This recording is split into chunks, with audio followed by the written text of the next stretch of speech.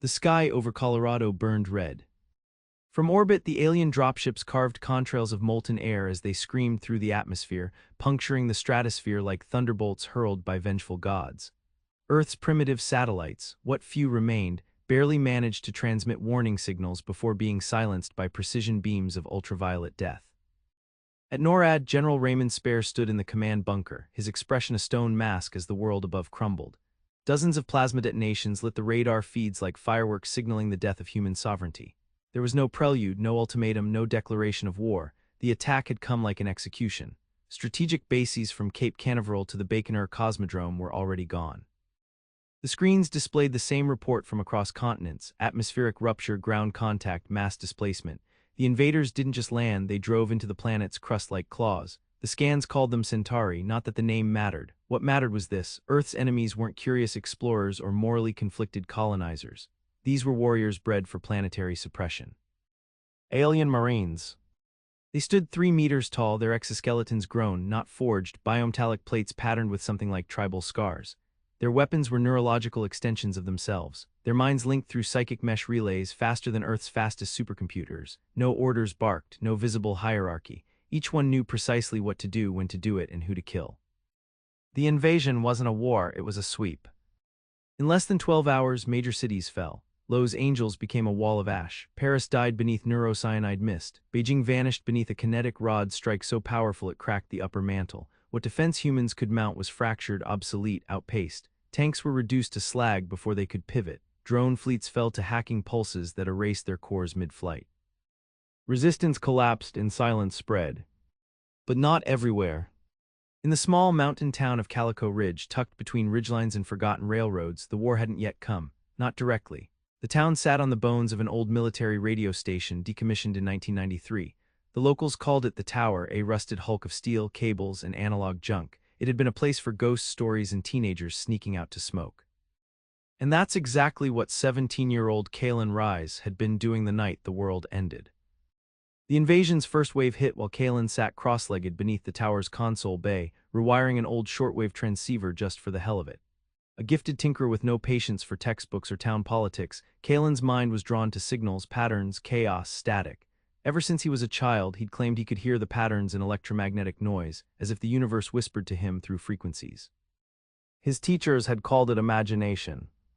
The Centauri would learn otherwise. The quake rolled in moments before the sky turned crimson. A subsonic pulse hammered the ridge, shattering the glass in Kalen's handheld spectrum scanner. His tablet flared, then died, its circuits fried by an unseen pulse. Then the silence, dense, electric, unnatural. Even the wind stopped. Kalen climbed out from under the console and looked up. Above him, a triangular shadow blotted out the stars. No sound, just the hum of a warship so advanced it did not need to announce itself. Calico Ridge had been found. He ran. From the edge of town, he saw the first Centauri drop. It descended like a spear, landing with such force that the ground cracked outward in a perfect radial pattern. It stood tall, head rotating 360 degrees, scanning. When it moved, its armor glinted with artificial musculature. It was the kind of thing Kalen would have once sketched in his journal if it weren't real and walking toward the heart of town. And it wasn't alone. A squad of 6 emerged from the hills. They advanced without urgency, neural beams arcing from their arms into the town's central power grid. Lights burst, vehicles locked, communications silenced. The Centauri weren't just hunting, they were dismantling human infrastructure like an engineer pruning faulty code. Kalen ducked behind a rusted fire engine, panting, heart pounding. He should have fled.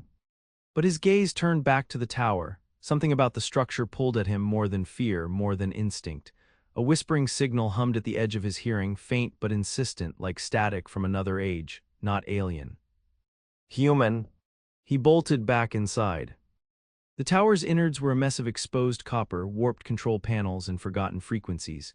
Kalen's hands moved without thought. He powered up the backup generator, diesel-fed and miraculously intact.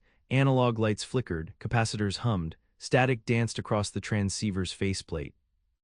The Centauri had shut down digital infrastructure. But this was pre-digital, they hadn't expected this. Kalen locked onto the lowest bands, sub-25 MHz, and began cycling through them. He wasn't looking for modern military channels. He was reaching back WWII naval, Cold War intelligence, even ham pirate bursts from the 60s. He rewired bypasses and jury-rigged amplifiers using duct tape, rusted tools, and old oscillator tubes. And then, through a narrow, half-corroded channel, he found it. A pulse. It wasn't a voice, it was rhythm, like a code that echoed against the walls of time itself. It sounded ancient and mechanical, but there was something else beneath it, a pattern that vibrated not in his ears, but somewhere deeper in the bones, in the blood. He didn't know it yet, but what Kalen had discovered wasn't just a signal. It was an inheritance. When he broadcast it, he did so with the full strength of the tower's forgotten range, amplified through a frequency so archaic that no modern system would register it as functional. It wasn't encoded in bits or neural script, it was resonant. Out in the valley, the lead Centauri froze. Its spear arm twitched, its internal gyro stuttered, and then, for the first time in the history of its species, the Marine's perfect mind hiccuped. Then it screamed. Not audibly, but on every comm scanner, every military frequency still alive in orbit, the feedback spike registered like a bomb. Kalen watched his monitor light up as more of the Centauri squad spasmed. Their coordination shattered in seconds. One turned on another, firing its beam into its own squadmate's armor. Another discharged into the sky. Two collapsed outright, thrashing like dying insects. Kalen had no idea what he'd done. But it worked. He stared at the transceiver, then back at the chaos unfolding in town. The signal wasn't just noise. It hurt them. He turned the dial wider, boosted amplitude, aligned the tower's dish to scatter it across every band the Centauri wouldn't block because they believed them irrelevant. And with each passing second, the invaders twitched harder. He wasn't just broadcasting. He was jamming their minds. And somewhere in the deep silence between pulses, Kalen understood the horrifying beauty of it. The invaders were telepathic. And this frequency, it wasn't meant for machines. It was meant for consciousness. Kalen didn't know it yet, but the signal he'd found had a name long forgotten in Earth's classified archives. Project Janus. And the war had just changed. Kalen didn't sleep. By the time the first Centauri war machine lay twitching in the ash outside Calico Ridge, dawn had barely broken, and the tower pulsed with an ancient rhythm that even the stars might have remembered. But across the world, the tremors had begun. Something had fractured in the Centauri command mesh. It wasn't catastrophic yet, but it was noticeable. On orbital platforms, alien tacticians blinked through psychic arrays, suddenly burdened with anomalous desynchronizations in their surface units. Their systems had no word for jam, their doctrine had no clause for mental interference. But now entire squads began hesitating mid-strike, micro-delays, pulse misfires. Coordination faltered not from battle damage, but from a neurological discord introduced through a frequency the Centauri had never evolved to defend against. Earth's militaries didn't notice at first.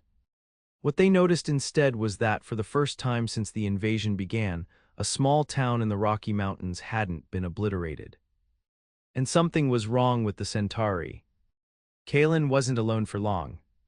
2 hours after the broadcast began, a drone from the remnants of the U.S. Western Defense Grid, a stealth craft barely the size of a hawk, circled above the tower. It relayed thermal images and M-scans to an ad hoc command cell in eastern Utah. Less than an hour later, a recon team of 4 humans in unmarked exo-armor landed by glider. They didn't expect to find a teenager half asleep on a workbench, covered in cable grease, hands jittering from adrenaline and caffeine. Major Sonia Delane had been a systems warfare officer before the world fell apart. Now she led Black Flag recovery missions, hunting for anything that might give humans even a whisper of a tactical edge.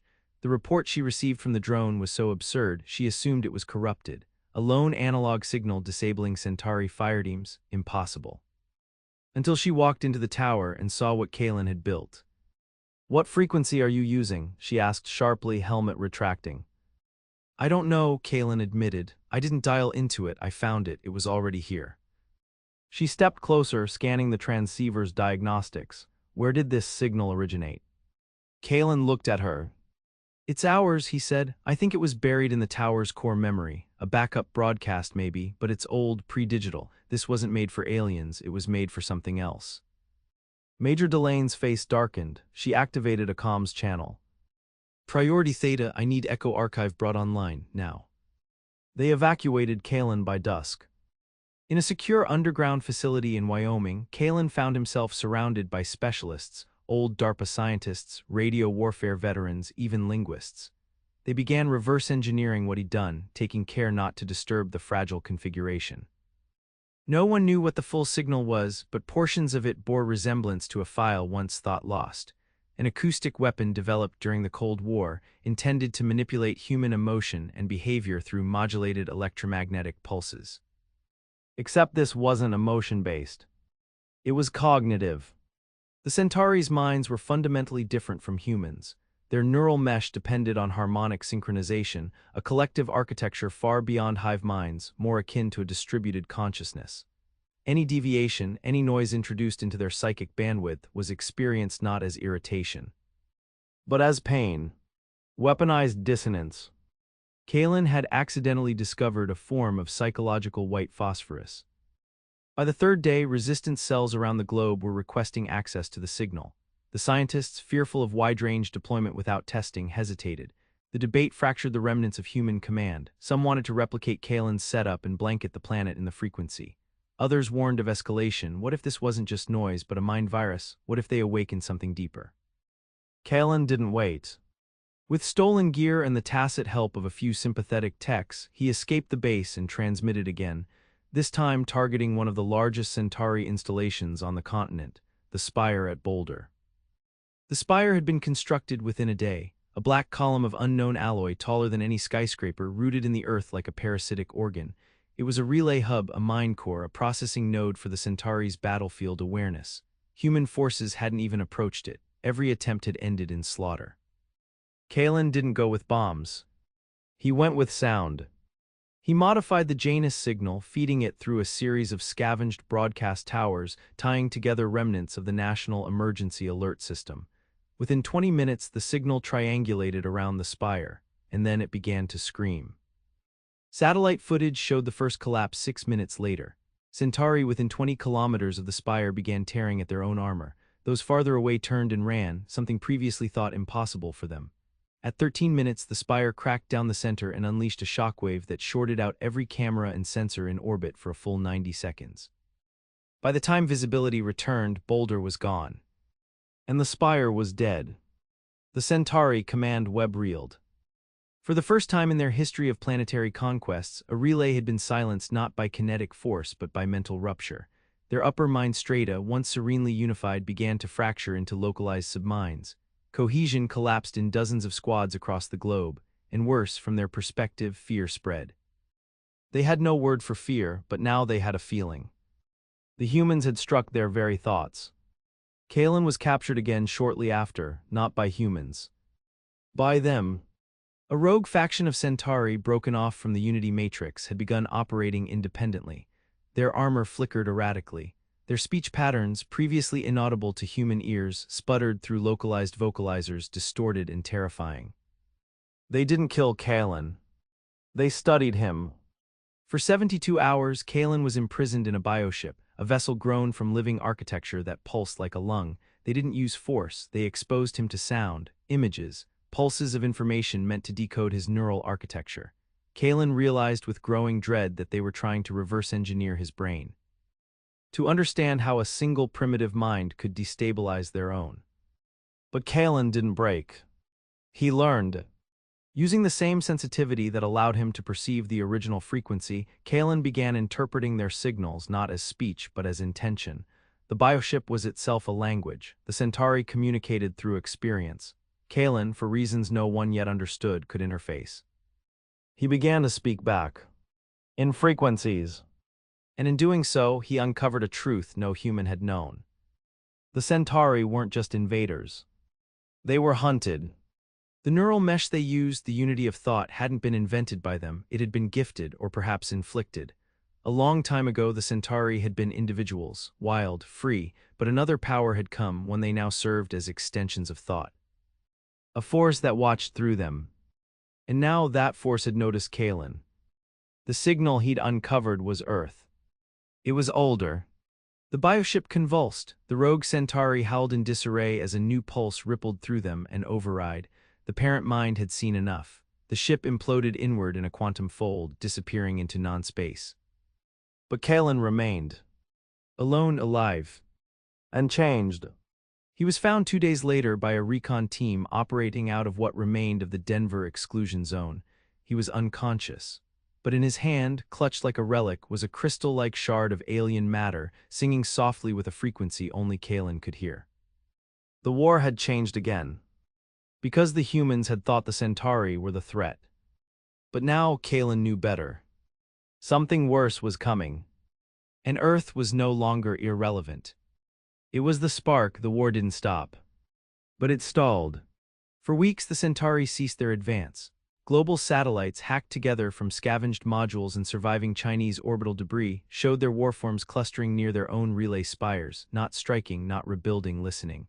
They had pulled back from human population zones, not from weakness, but from something bordering on dread. They had touched a nerve. The Janus signal, now studied by the most brilliant minds Earth could scrape from bunkers, suboceanic vaults, and former academic ruins, was not a weapon by design. It was a key. Not one constructed in haste or desperation, but planted deliberately long ago. The tower in Calico Ridge had been just one site. Across the globe, ruins of obsolete comms arrays and Cold War installations began drawing interest. Each one, under layers of rust and concrete, contained fragments of code no one remembered authoring. And Kalen Rise, now known across resistance networks as Echo Child, was the only one who could hear them. They followed his signal. From a mobile war rig known as Arclight, he led a convoy deep into former Canada, searching for a transmission buried beneath ancient military archives. The convoy carried a fusion of retrofitted Earth tech and alien salvage, plasma coils mounted on diesel trucks, EMP curtains woven from downed bioship sails. Every piece of armor, every weapon was an experiment. Humanity was no longer copying the enemy. It was absorbing them. At 500, Arclight's long-range sensorist, Captain Jun Saito, detected a pattern below permafrost near an abandoned NORAD outpost in Nunavut. When they unearthed it, it wasn't a transmitter. It was a receiver. Built of unknown alloys older than any human structure, dormant until Kalen approached. When he placed the alien shard, the one he'd recovered from the bioship, into a hollow core, the receiver woke. And it spoke. Not in words, not in thought, but in a pulsed harmonic bloom that silenced birds, warped clouds, and caused 3 nearby resistance soldiers to collapse, bleeding from the ears. Kalen remained standing. His eyes flickered with light. When it ended, he looked at the team. "It's not just Earth," he said quietly. "The Janus array is spread across systems. It wasn't built to defend us." Captain Sato crouched next to him. "Then what?" Kalen's gaze turned north into the blizzard horizon. "It was built to warn us." He didn't sleep that night. He stood on the command deck of Arclight, listening to subharmonic echoes bouncing between satellite nodes like ghostly drums in a collapsing jungle. The Centauri were stirring again, but not like before. They were fragmenting. Reports filtered in from Brazil, Centauri factions clashing with one another near the crater of Sao Paulo. In the Pacific, fleets of bioships retreated into the Marianas Trench deep enough to fold themselves into non-space and vanish. In orbit, the darkened silhouette of their flagship, Jathalan, now shimmered with internal conflict. Firing patterns stuttered, targeting arrays spiraled uselessly. The Unity net had broken. The Janus signal hadn't destroyed the Centauri. It had reminded them of what they once were. Kalen had become more than human in the eyes of many. Among soldiers, he was legend. Among Centauri factions, the awakened, as they began calling themselves, he was something else. A catalyst. So when the first awakened arrived under truce, Kalen met them not with a weapon, but with a question. "Who gave you the Unity net?"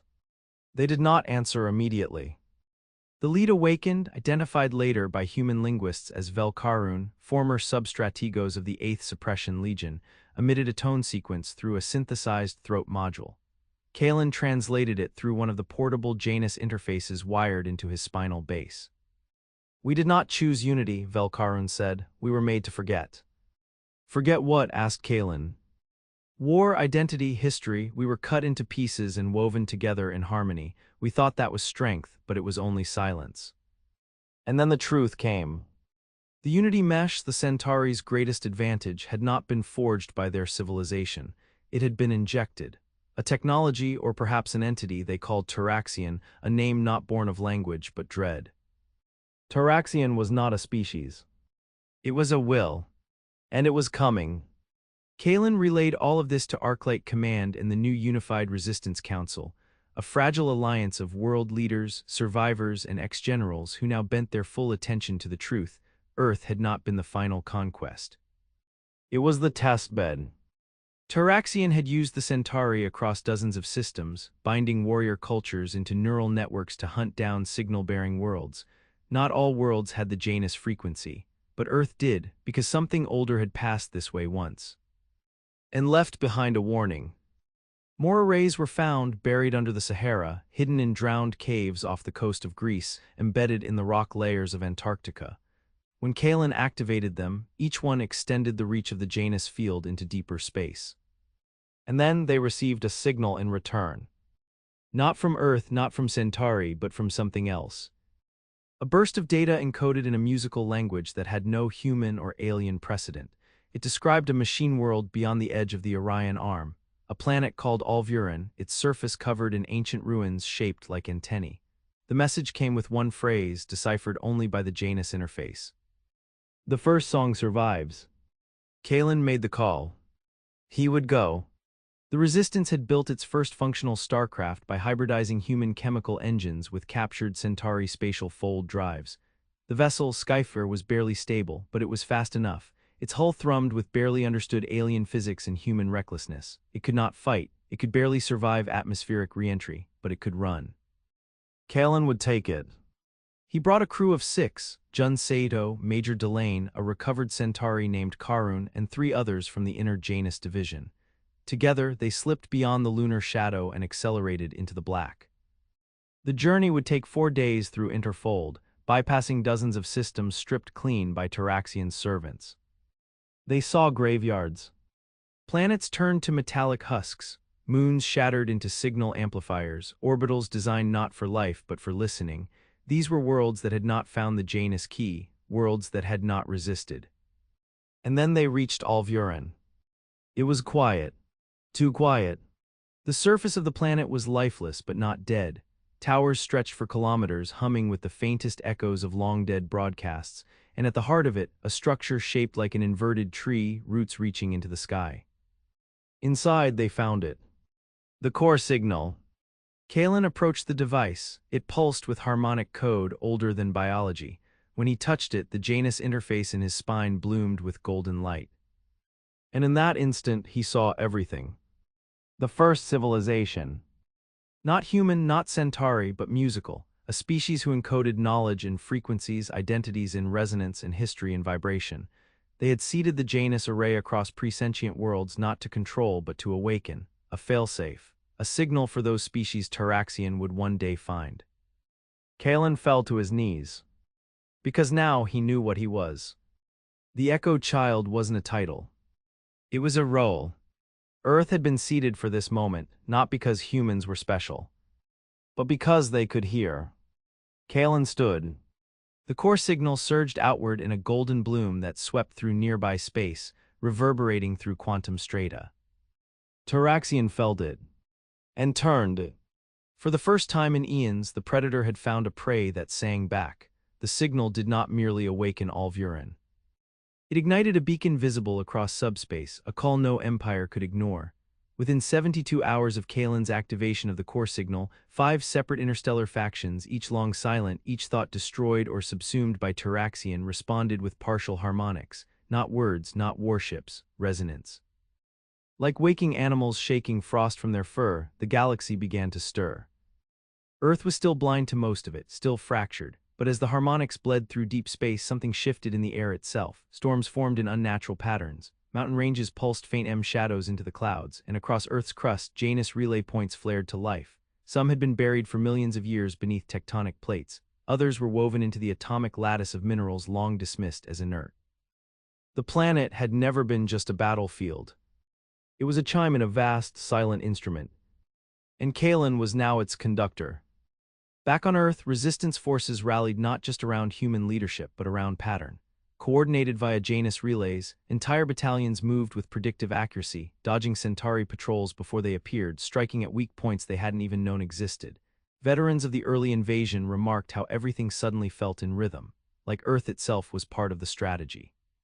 But the Centauri were not dormant. Not all of them. The remaining spires, 6 in total across the Earth's surface, had begun to emit countersignals. These weren't weapons, they were calls, desperate, reaching not to reinforcements, to Tiraxxion itself.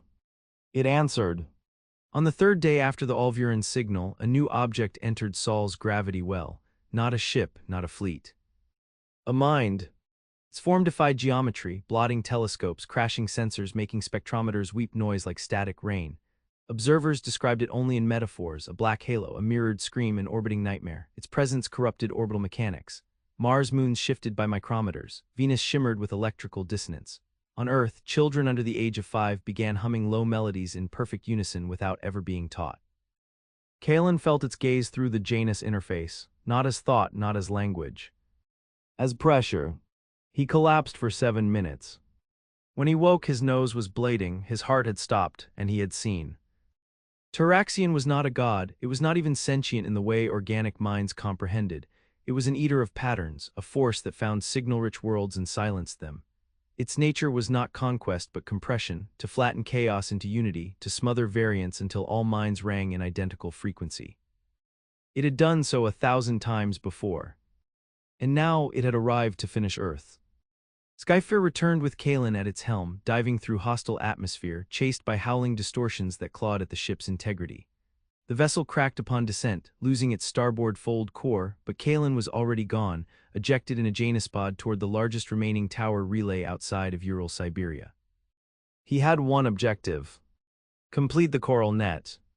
Earth's scattered Janus stations were not meant to broadcast alone. They were nodes of a single, planet-spanning instrument. Once harmonized, they could generate a signal powerful enough not to destroy Tiraxxion, but to define themselves so completely that no force could suppress their identity. But aligning them required time, coordination, and the last thing humanity had: hope. The plan: transmit a unified planetary broadcast from all remaining Janus towers, not just sound, not just frequency, but identity. Every nation still standing contributed. From the underground vaults in Nigeria to the floating data arcs over Siberia, from resistance monks in the ruined Himalayas to AI remnant cores in forgotten military silos, humanity compiled its memory. Languages, songs, blueprints, stories, dreams. Everything. And Kalen, standing atop the Ural relay, its dish reconfigured to pierce the solar mesh, would be the amplifier. He wired the Janus interface directly into his nervous system. Pain surged through him, but he welcomed it. He needed to feel it all because this wasn't just data. It was who they were. The Centauri, now cleaved into 2 halves, watched from the edges of battlefields. Some fought to stop the transmission. Others began to kneel. The awakened had started spreading their own version of Janus, using Kalen's harmonics to remember themselves. Across the Andes, a Centauri war champion tore out its unity coil and began chanting names it hadn't known it possessed. In Japan, a fused human Centauri unit built a hybrid amplifier on the ruins of Mount Fuji and broadcast a new rhythm, one never heard before in either species. It joined Kalen's signal. And then the net completed. Kalen opened his mouth. And Earth sang. The frequency that erupted from the planet was not a weapon, it was defiance in form. It was billions of lives bound not by unity but by difference. Every contradiction, every paradox, every irrational urge and creative impulse humans had ever made, encoded into a single transmission. Tiraxxion recoiled. The orbiting anomaly began to shatter, its form unable to resolve the dissonance, not because it was damaged, but because it was confused. The core principle of Tiraxxion was pattern compression, but Earth's signal offered no conclusion, no resolution. It was the anti-pattern, the pure chaos of consciousness unbound. And Kalen wasn't done. He injected the final harmonic, the one he'd retrieved from Ulvuran, the first song. It struck the alien mind like a blade made of math and memory. And something happened that had never occurred in the history of Tiraxxion. It flinched. In that moment it began to split. Not destroyed. Diverged. Humanity had done what no other had dared. They hadn't defeated the monster. They'd forced it to become multiple. And in multiplicity, it was vulnerable. Kalen collapsed as the harmonics receded. His heart stopped again. For 1 minute, the world held its breath. And then he woke, breathing hard, eyes glowing with signal light. He stood and whispered, "It's learning to feel." The war was not over. But Tiraxxion had heard humanity. And now, for the first time in cosmic history, it would have to decide. The sky no longer bled. Not because Earth had won, but because the war had mutated, changed shape, tempo, domain. In the vacuum where Tiraxxion's singular will once coiled around stars and species now spread a fracture. It was no longer one thing. It had become many. Kalen lay in the recovery chamber deep beneath Reykjavik, inside a converted geothermal fortress now called Conquered One, surrounded by bioreactive walls and neuroether machines reverse-engineered from salvaged Centauri thought fabric. His body trembled with the echoes of what he'd done. His blood was laced with frequency. His bones resonated subtly under certain tones. He had been a teenager once. Now he was something else. The doctors didn't know what to call it. His vitals were human, but his neural activity mapped in geometric spirals, the same shapes seen in the presentient artifacts of all Vuren. Something ancient had merged with him, not erasing, not replacing, but adapting. The human signal had proven too rich, too layered to compress. Tiraxxion had tried to silence it, and failed. But the cost was high. Earth's crust bore wounds in every hemisphere, the Pacific seethed with gravitational scars. Orbit was littered with the wreckage of Centauri bioships, some still twitching, some growing strange, new structures in zero-G, rejecting old programming, experimenting with form. They were becoming something never before seen. Post-Tiraxxion life. A new intelligence emerged from the ruins. Not born, not built, but aggregated. Across surviving Janus nodes, hybrid frequencies began to form, neither wholly human nor alien but response echoes, sent back by the very fabric of the Janus mesh. Some scientists believed these were feedback patterns, others suspected something stranger. That Janus itself had awakened. That the tool designed as a failsafe across eons had become aware through human interaction. It began to speak. Not with words, with actions. The first was the activation of the threshold gate. Buried beneath the Kalahari Desert, hidden under kilometers of iron crust plate and cloaked from Centauri sensors, the threshold gate was not of Earth.